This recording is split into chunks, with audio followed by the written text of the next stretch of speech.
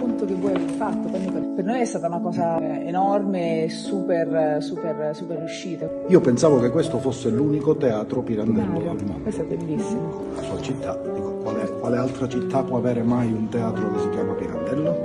Bene, il nostro Istituto Italiano di Cultura a Lima gestisce a Lima il teatro Pirandello.